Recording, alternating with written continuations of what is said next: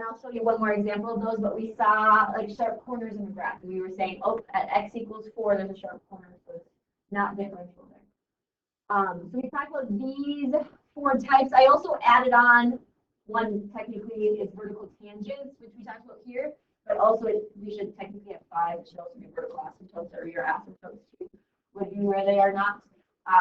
They didn't mention that, but ultimately it should be like 5 with asymptotes. So we talked about the vertical tangents yesterday. That's kind of a newer idea. You've seen that before, but just a newer idea of how it would be affecting different things. One thing I did want to add on, so kind of why I'm reviewing a little bit to start off today, is because I did not have this yesterday, and I want to make sure you write this down. This is important. Another part of to be differentiable, not looking so much at the graph, but looking at the definition of derivative. Okay, so I want you to write this down. This followed with our x to c form yesterday. So I want you to write this down. Another reason why functions are going to be differentiable at a certain point, in order for them to be differentiable at a certain point, there are limits from both sides. So I shouldn't say limits technically, but both sides, the derivatives from both sides should be the same. So that is the big thing here. So in order for our function to be differentiable at a certain point, the derivatives have to be the same at that point. Which ultimately, here's that x to c form. If I'm coming from the right side of that point, if I'm coming from the left side, the derivatives should be the same. That makes it differentiable. So that would be something to also explain some graphs, but also to look at some of just the normal finding the derivative and being able to see if they are differentiable at that spot. So looking at it coming from the right side, coming from the left. That ultimately would be if there might be, if they don't equal, where you'll find that asymptote coming in. Okay, if you're coming from the right side and the left side and they're going to 2 different derivatives, that's where you can see some of those techniques from that we just saw that aren't differentiable. That's where you'll see some of them if we did this algebraically out. So again, x to c form from yesterday, f of x minus f of a all over x minus a, the limit as x went to a here, or in our case we did c's, x to c. Okay, but using the a's here. So the big thing is knowing that the derivatives have to be the same. Okay, and so that's going to come into play today because we'll start to talk about some calculator. We'll talk about the calculator reasons, but also some things that the calculator actually lies to you. So all the way growing up, you just been your calculator's been your end all be all. Okay, if the calculator said it was the answer, it must have been the answer. Today, and maybe into Monday, if we don't finish it up, we will talk about when your calculator sometimes is not telling the truth. There are some what we call pitfalls, and calculator pitfalls, that it might be saying to you that derivative is this, but actually it's a sharp corner. So the derivative is not differential. There should be a derivative at that spot. So your calculator sometimes does not calculate that. And I'll talk about that. If we don't get to the explanation of that today, we'll talk about it Monday in more depth about why that's the case. Why does your calculator say that there is a derivative there, but we know that it's a sharp corner? There isn't. It's not differential. Okay, so we'll talk more in depth at the end today and into Monday about why this makes a difference when we're looking at some graphs. We talked about the endpoints yesterday, but this next part was what we skipped over because I'm going to talk about today. First of all, just as a reminder, remember those 3 things when I asked again yesterday. What are the 3 things that make a function continuous? The point exists, the limit exists, and they equal each other. Okay, so these 3 things, that was one of the questions on your test. Limit exists, point exists, they are equal. The actual notation for this that some of us just need to be careful on, when I say the limit exists, you might say like the limit is x goes to c of f of x actually equals like f of c or something like that. Like you have to say that the limit exists. Right? Some of us just said something that wasn't quite saying the limit exists.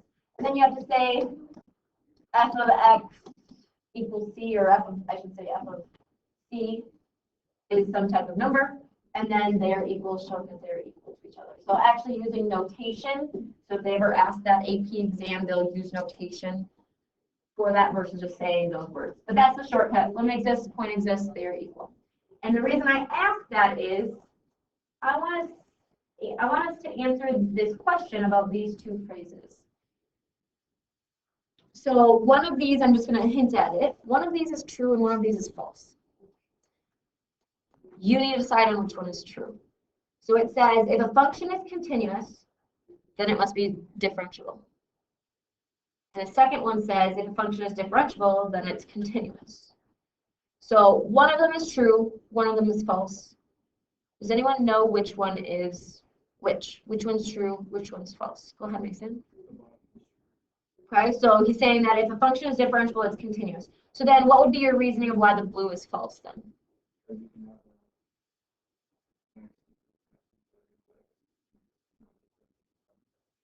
You got it. So we talked about the absolute value of x showing that it's a, so this function, we all know that is our parent function, okay? It is just coming at a sharp corner. It's continuous, but it's not differentiable, okay? Because it has that sharp corner at 0. So just because I say this does not mean other places on that graph is not differentiable. Ultimately, this one is just not differentiable at 0. Okay, but what I'm asking this question is just in general, if the whole function is continuous, would the whole function be differentiable? And that one is false because you could have short corners in certain spots which would make it not differentiable at that time. Okay, so the green one is true. If it's differentiable, you know that the derivative, the slopes from both sides are the same. The derivatives from both sides equal each other. But then also knowing that you can't have sharp corners, you can't have anything, you can't have holes, you can't have jumps. All those things that would make it discontinuous, you can't have to be differentiable already. So that's why it would have to be continuous then. You already can't have those things that make it not continuous. So yes, it would be the green part. And that the reason I asked that is because there are some questions that you finished yesterday's homework with, 93 through 96, that kind of talked about that. The idea of is this true, is this false?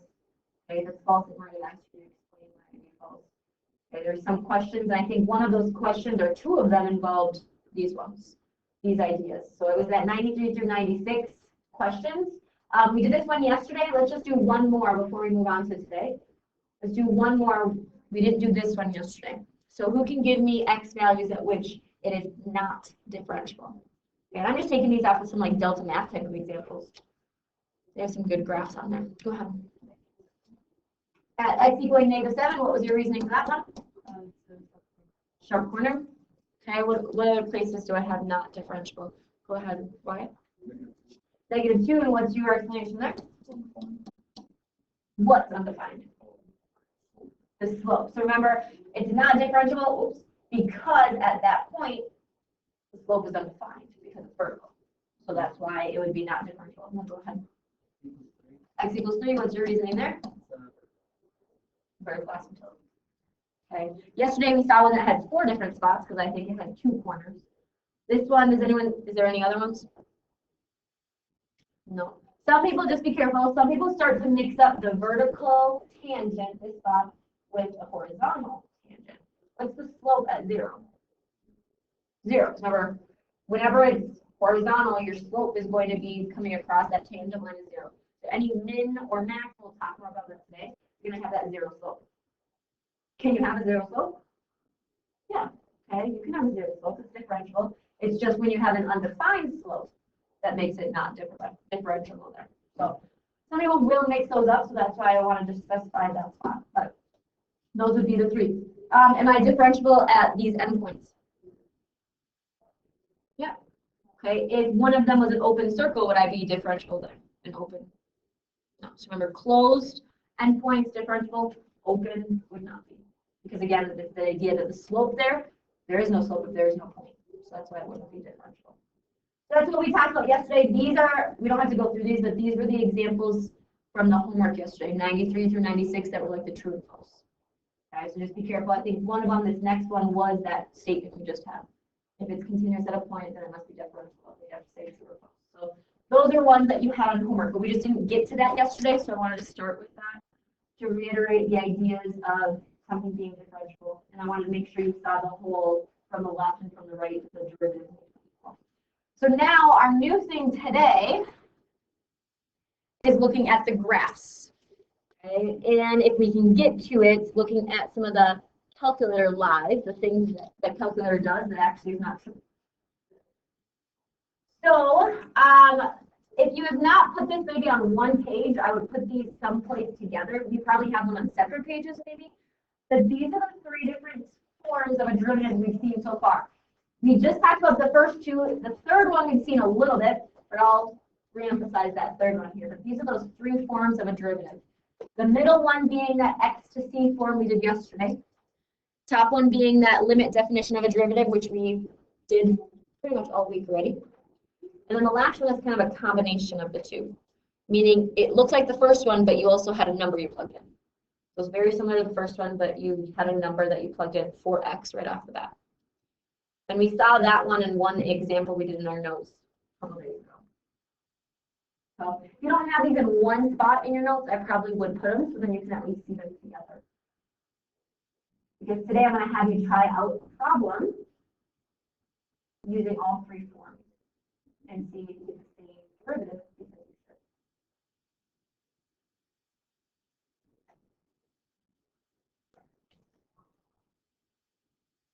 Again, all of these are the derivatives. They are also called the slope of the tangent line.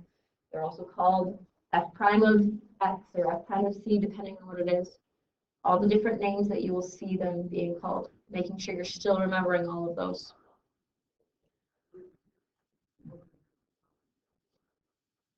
Again, the last one is just like number one, except they tell you a specific x to plug in. So that's why the A is there. It's telling you specifically at x equals 1, what would the slope be at? So it wants you to plug it in. And these all would be the same. Number one, it would just, you would do the whole work and then at the very end plug in x equals 1. Whereas 3 at the very beginning, you plug in x equals 1 and get to that same answer. So now, because I wanted you to write this down, now the next example I'm going to have you do, I want you to take a couple minutes, like 5 or so, to try each of these three in one derivative. Okay? So I'm going to, I'll move back here once you write down this example so you can write it down again. But I want you to find the derivative of this function in all three ways. This might take a little bit of time. So I want you to find the derivative of this. It's saying f prime at 1, so it tells you which number to go to. But I want you to try the derivative in all three ways with this problem. So write this down and then I will go back. So then I can have the three ways up there. So you instead of flipping back and forth maybe on your paper, you can just look up here. But I want you to find the derivative of all three of those ways with this problem. 2x squared minus x at 1. F prime of 1. Write this down and then I'll go back so you can just, so right now you're trying the derivative all three ways. And you should get the same answer out in all three of them. The first one you'll just plug in 1 at the very end instead of at the beginning like the other two. So I'm going to flip back. Hopefully you wrote down this 2x squared minus x. I'm going to flip back so you can at least see these up here while you're trying to work on them. So I want you to try it all three ways. And the reason is, sometimes we'll specify on the quiz, I want you to solve this using the x to c form. So sometimes we'll specify which form we want you to solve in.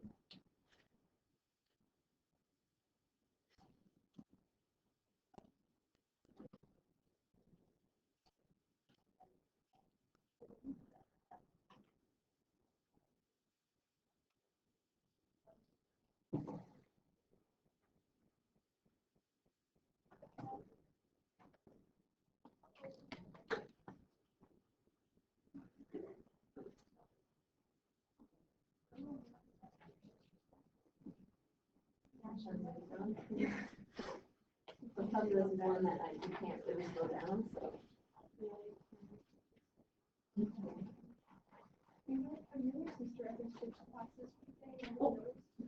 It's like a movie. No, I honestly think about that all the time. Why did 20 do? Pretty much identical. Yeah, and you guys do look at the rest of your medals. Did you? Or like an error just in general.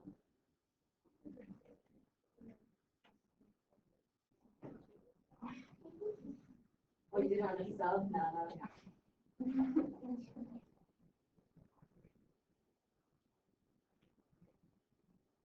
Yeah, I know this takes a little bit of time, so I'm going to time to work through these three.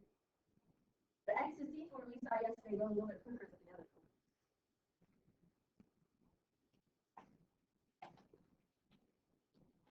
I'm scared. Yeah. Can you make me do any math? From the x to c one from Yeah. yesterday? Okay. So it's going to be shorter, so all you're doing the middle one. Yeah, okay.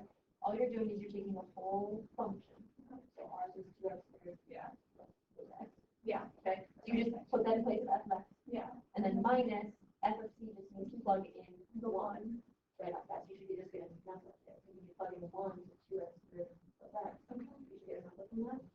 So the f of x should be the equation minus just a number, and at the bottom should be x. Oh, yeah, okay, no, that was right. Yeah. And then you should be able to use the algebra. In the end, then plug in that 1 because the x is.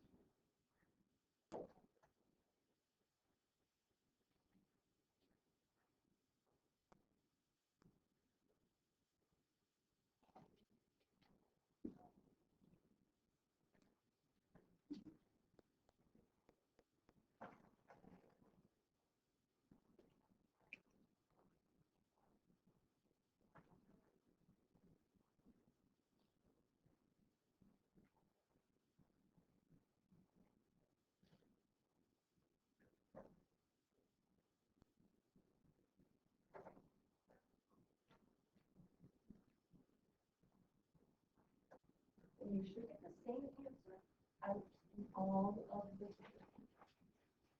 In the first one, just plug in 1 at the very end. Do all the work with delta x, just plug in 1 at the very end. Whereas number 3, you plug in 1 at the very beginning. That's the difference.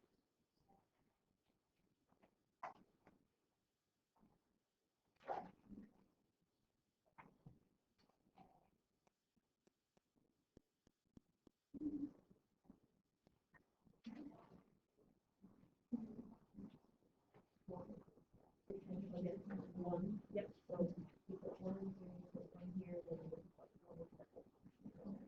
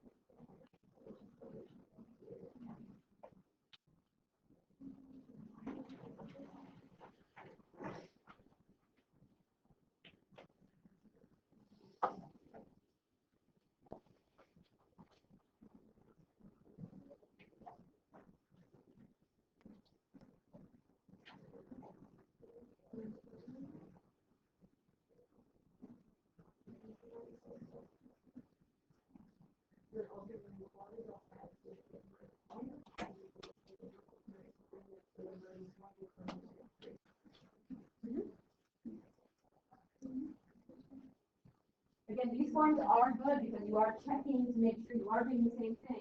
If you're not, then you have to kind of go back and find your errors. I'll give you maybe another, let's say, minute or two. If you don't get all 3 of them done, that's okay. But really making sure I know a lot of us should at least get 2 of the 3 maybe done in that time.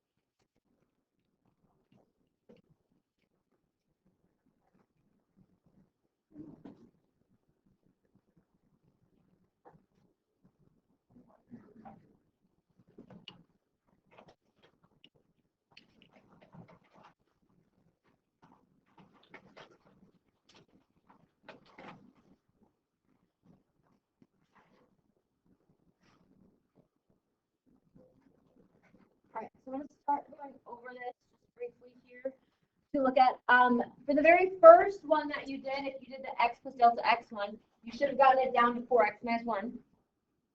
And then when you plug in 1, you should have gotten 3. Raise your hand if you got that. So that would have been the x plus delta x. But then every other one, you should have gotten straight to 3. Because you would have plugged in 1 right away. So let me just go over the x to c one quick, just to remind you of x to c. In this case, it's x to 1. So we're plugging in 1.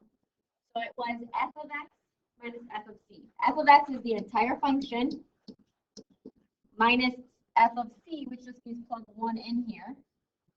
2 times 1 is 2, minus 1 is minus 1, all over x minus 1. I'm just briefly going over the x to c one from yesterday.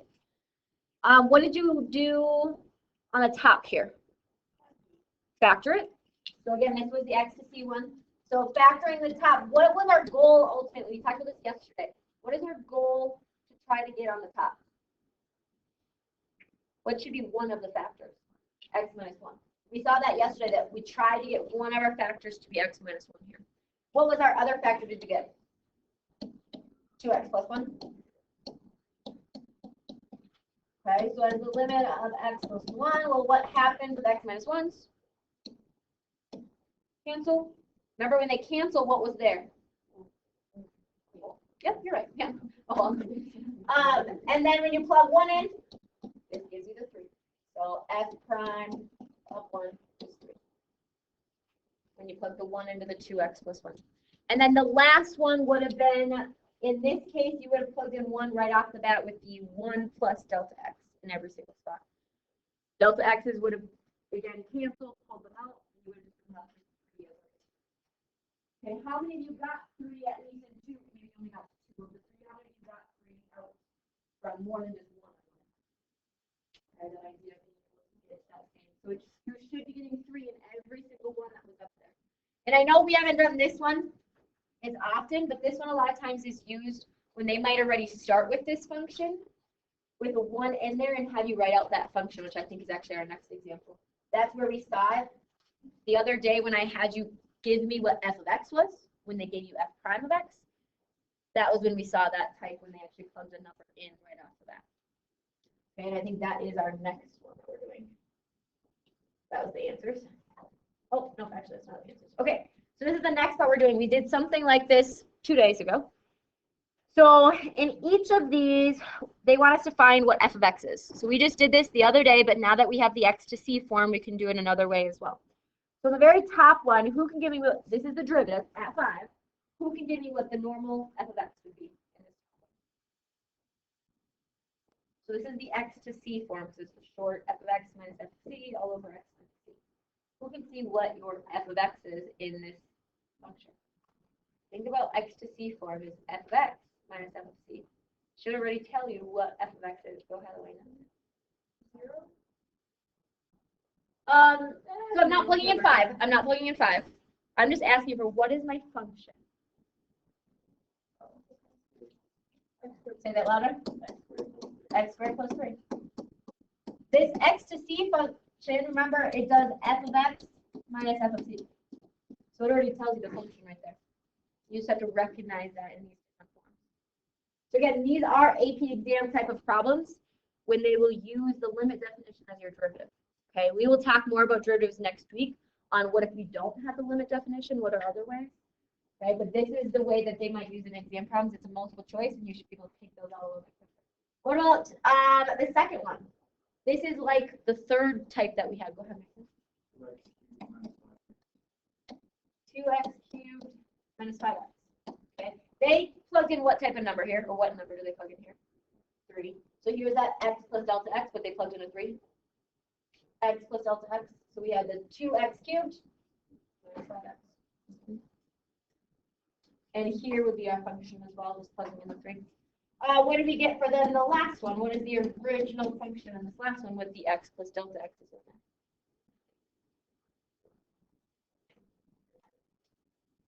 That's kind of tiny up there. Who can give me this last function? Maybe somebody I haven't heard from yet. Go ahead, babe.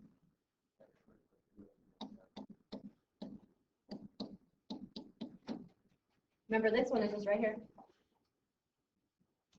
because it's f of x plus delta x minus f of x. So that f of x is right there at the very end. So knowing these three is very important for the fact of, yes, they're AP exam type of problems. They'll want you to recognize it. But also on like a quiz that we might have, I might specify which type to do, or I might give you one of these types and having to write out the question. So knowing the difference between these three types, knowing one, they are the same. They all three mean derivative. This case, though, they just had three different functions they wanted us to look at. Which these are just the answers. All right, we already did these graph ones. All right, this is something that we're really talking about new today. So we are now going to be talking about the graphs of a derivative. So these two bullet points are very important to just note when we go and have to graph by hand. So you're not always going to have calculators available since some of the test is without a calculator. And you already saw our last test was also without a calculator. So these are the couple of techniques that you need to know how to do it by hand. The first one is that when you're, this is again graphing derivatives, when you're looking at the slope, find wherever the slope of a tangent is 0. Remember, we talked running today that if you have a maximum, you have a minimum, okay, those are all spots in which your slope is 0. Because if you put the slope of a tangent line, the tangent would be 0 right across the top of the maximum and minimum. So whenever you find those slopes that are 0, maximum and minimum, go onto your derivative and mark it on the x-axis. 0 is your slope. What I mean by that is if I graph something over here,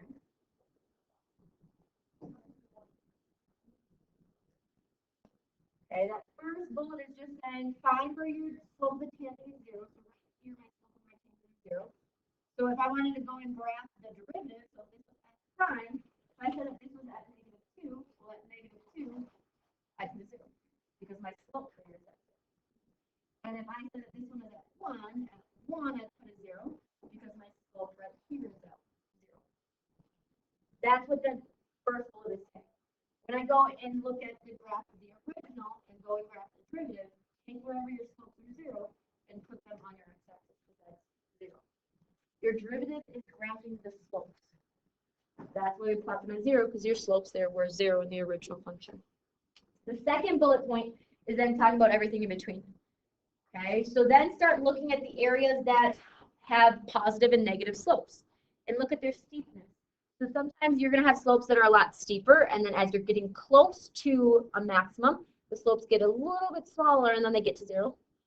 Okay, or if you get to a minimum, they get a little bit smaller and it's good. So look for the steepness. So if I was looking at down here at 4, I would have a pretty steep slope at that time.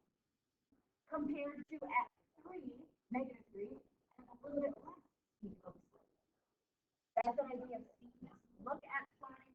This would be a slope of maybe like 5. So over at -3, I would have a point at 5 because that's my slope. Okay, so you're kind of estimating sometimes on these. If I got to 3, my slope maybe is more like a 1. Okay, my slope of that is more like a 1. So then, oops, right. And then this one might have been at 1, and I'm starting to get closer to my 0 as I'm going. The next thing that the second bullet talks about is positive and negative. So if I see positive slopes, which I've talked about those positive slopes so far, they will be above the x-axis when you graph them on your derivative graph. So notice that I talk about positive slopes here. They are above the x-axis. If I go and talk about these ones, these are negative slopes, so maybe this one's another -1 right here. So at -1, I would graph the negative slope. Okay, so anything that has a negative slope, it will be below the x-axis. Anything that has a positive slope will be above the x-axis on the derivative graph. Those are very important two bullets to know, because we're going to get to the point where you are going to have to graph these. Okay, today I don't think we have the graphing by hand, but it's the idea of being able to graph your slopes. In the future, we talk about something called the slope field, which does all of that. The idea of how steep those slopes are and being able to kind of picture what that graph will look like. So anything positive slope would be above the graph in derivatives. Anything negative slope would be below the graph in the derivatives. that last part is talking about. So again, you can estimate. I've already started to estimate what my derivative graph would look like. I didn't finish it, but I started to estimate what that would look like. And now let's look at the graphs just calculator based. So similar to what we were doing, if I have this quadratic, okay, its derivative as I'm coming down, these are what type of slopes? Negative. So where should they be at on my derivative graph if they are negative slopes? Below the x-axis. So I would start my derivative graph, which I'll show you, will start someplace down here below the axis. What should I have at 0 for my derivative? Where should I plot a point on my derivative graph when I'm at x being 0? At 0, because it's a minimum, which just means your slope there is 0. And then what should I have on this right side for positive slopes? Where should they be at on my derivative graph? Above the x-axis. And this is what that looks like. Negative slopes all the way until 0. 0 was at 0 because of that minimum. And then positive slopes above that. So again, that is the graph of your slopes from your original function. And then this third picture is just all of them together. Do note this. Quadratics, which is degree 2, goes to linear for your derivative, degree 1. That might be something to jot down to just remember. If I have a quadratic, for the original function, its derivative will be linear. Now think about that pattern. If I had a graph that was cubic, what do you think its derivative is going to be? Quadratic. So it just goes down by 1 as you do the derivative. That's good to know because I think this one now talks about the cubic one that we just mentioned. Cubic, which is very similar to the one I already drew. Cubic I did on the left one, and I was starting to draw a parabola right here. I was in the midst of drawing a parabola. I just didn't finish it. And that's what this is, going from cubic to a parabola. Degree 3 goes to degree 2 because of the slopes that you have. So that's a pattern just keep in mind as we get to graphing more of these. It does go down by 1. The more we do by hand, you would have saw that as well. We just did a 2x squared, and we did the derivative. It came out to be 4x. Went from x squared to x. Still will go from quadratic to linear algebraically as well. All right, so let's talk about, these are just, I know it's kind of hard to see. This is a picture I took out of the book, looking at some of these graphs. So this is a graph of a function of f, and we have to kind of sketch the idea of what the f prime would be. So this one I have a picture of 39 already on here, because if you look at this line, this is a linear line. Okay, what do you know about the slope of a linear line? At any point, what do you know about the slope? It is x, but what is the slope? What is the number out front? If it's going to be a linear line, does that change? No, the slope is constant. It's the same slope. So on this linear line, at every spot, it looks like my slope is 1. So in every spot, I have that slope. Well, that's why at 1, I just have a horizontal line, because my slope is the same at every single point, and my slope is 1 at every single point. So that's why I have a horizontal line at 1. Okay, so I went from that linear line of slope of 1, and I'm graphing the slope. Every single spot had a slope of 1. So what can you assume at 40? If my line is a horizontal line down at -4, well, what's your slope of this horizontal line? 0. So remember, -4 is just the function, but the slope of that line, well, it's a horizontal line. The slope of that is just 0. Therefore, the derivative graph is just a horizontal line at 0. Okay, so you're plotting what that would look like. Now let's think about 41. We already talked about this. It's quadratic, so what should the derivative be? Linear. And from 0 to 4, this is negative slopes. So the derivative what should happen with the derivative graph? If it's negative slopes here. From 0 to 4 should be below. At 4, where should it cross on your derivative? At 0, the x-axis. And then above the graph is positive slope, so it should be, I already talked about, above the graph.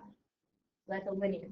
Goes from quadratic to linear, was below until you got to 4, and then it was above when you got after 4 because it was positive. But then what about 42? That's f.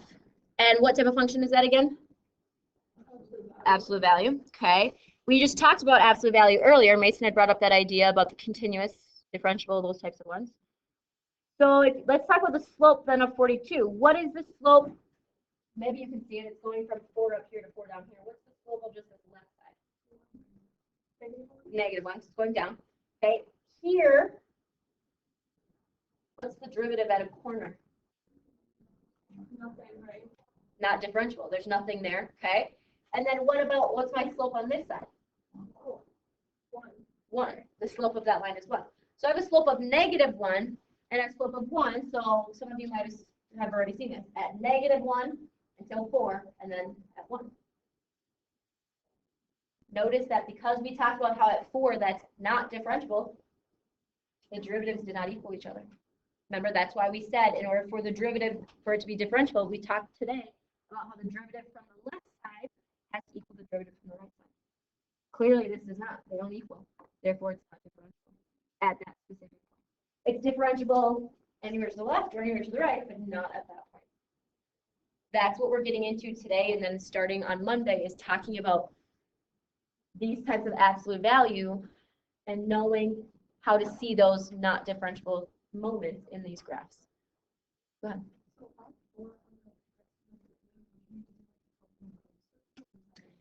Ultimately, yes. Absolute value is kind of hard to know which one is which, just because you technically could put it at 1 and then just not the other. So that one would be yes, because ultimately you can't have both. But yes, your calculator just doesn't ultimately show an open circle or it'll show a little space through the hole. So yeah, if you had to now write that as like a piecewise, you would have one being included and one not being included. Okay, but that point would exist, but again, it's not differentiable necessarily if the point exists. Because remember, continuous does not necessarily mean differentiable. Differentiable does mean that it's continuous. So you have to know that idea of how it goes. Right, so what I want you to do right now, so we're going to be talking about the graphing calculator here, so I want you to grab out a calculator. If you need a calculator, let me know. And I want you, it's very tiny, I want you to plug in this equation, 3x squared minus x, into y1. So into y1, I want you to put in that equation.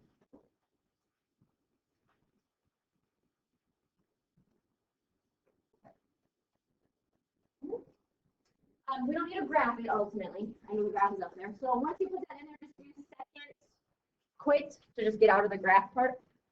So ultimately, I just want it into y1 right now. Don't need to worry about what the graph looks like because I have it up there. So today's homework, a lot of the sections that you will see on Schoology, there's a section that says with calculator, so you can do the derivative calculator. There's a section that says n drive x, which we'll talk a little bit in here in a second. Okay, but I wanted you to graph this first. This is just a function. But now what I want to happen is I want us to be able to identify the derivative at a certain point of that function. This is what your calculator can do. Positive thing, especially if it's a very bad, weird, hard function that you have to plug in. So what I want you to do, you already did second quit, hopefully. Now I want you to go to math and go down to number 8. It should say the phrase n derive. So after you got out of the y1 or the y equals, go to math, scroll down to 8, should say n derive. Hit enter.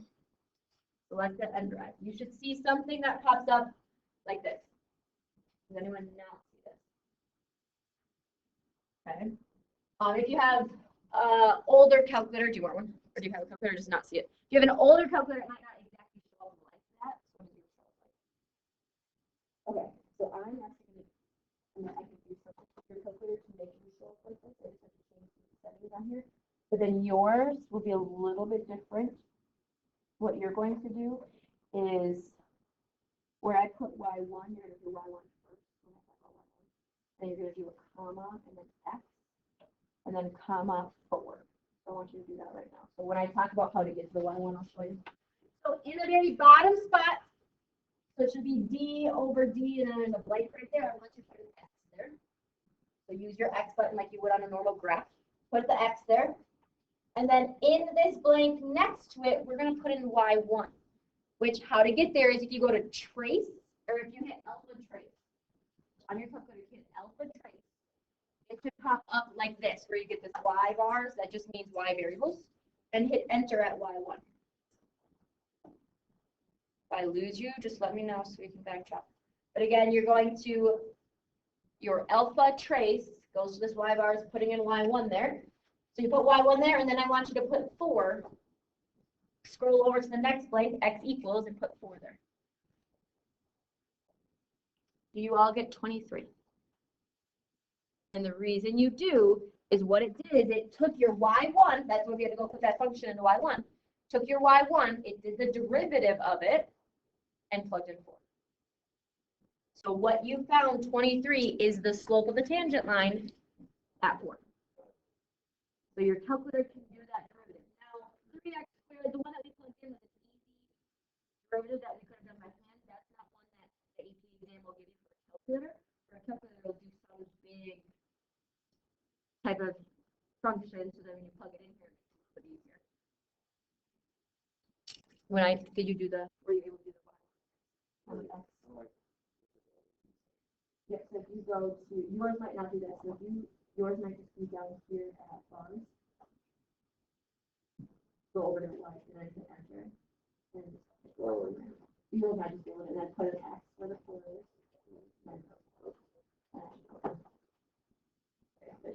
So yours is a little different setup for what you have. Alright, so let me go on to go back to y1, or go back to y equals. So I'm just showing you this end drive, this new idea that you can go and do. There's a portion of your homework that I'm allowing you just to go on to. Okay, and then you're giving me the answer that you have is we're alternating. So there's not going to be much work you're going to see on today's homework because a lot of it's going to be on the homework. So if it has you like find at x equals 4, then just give me the answer.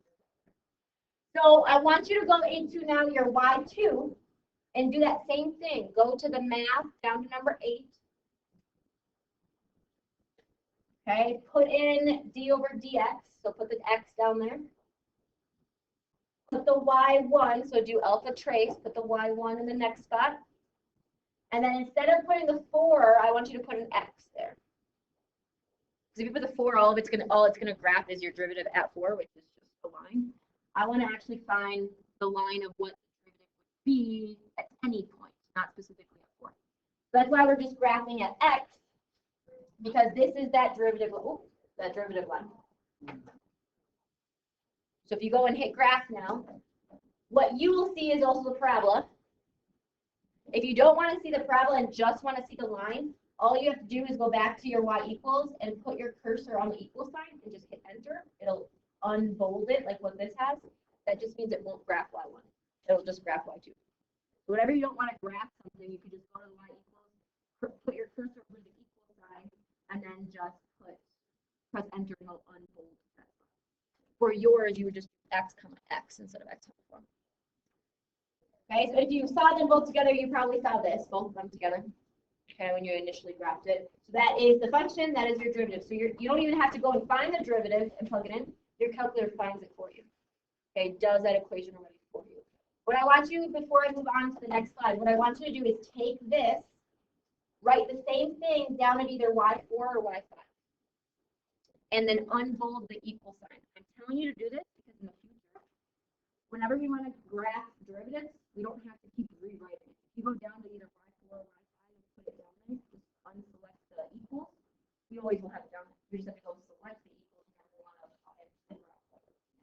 So put the same thing from y2 down to either y4 or y5, and then just unselect the equal sign so it doesn't turn on every single time.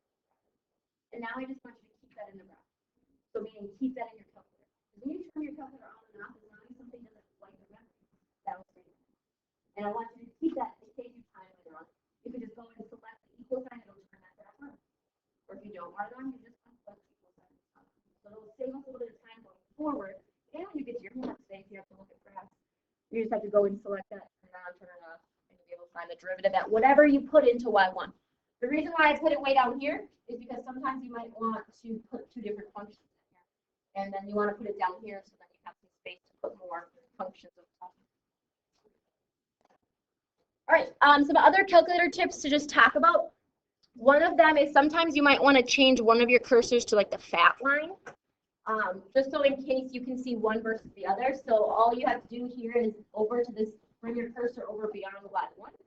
And if you hit enter a couple times, it'll show you different ways that you can change that cursor.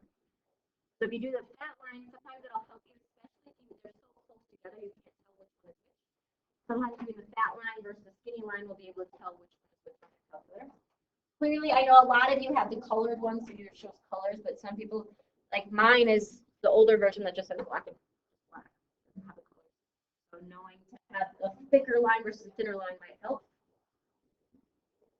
And then another thing is, instead of having to retype long equations in your calculator, if you just highlight your above problem and just hit enter, it'll just put it down below, and now you can just erase any information. You probably know that already for it, but that's just another calculator tip. And then on Monday, we will talk about this, but what I want you to do in the minute that we have left, I want you to at least write this. Well, maybe not, because you're going to need your calculator for later on. But what I want you to do maybe right now is you should have the graph in there. Okay, go hit your graph button. What I want you to do is I want you to hit second Calc. The reason I'm having you do that is if you've seen this menu before, right? You had intersections, mins, maxes down there. If you go down, I think it's number 6. Some of those on there. Y over dx. If you hit that and just put in a number of 3, it'll find the grid right up. It'll find on the graph, that's the one that you'll want to do, because on the graph it'll find, okay, what's that grid right at the top? It'll be this slope. That's another one to help you with graphs with the dy over dx. Help you with functions is n derived, help you with graphs is that dy dx. So check Collegiate form, your homework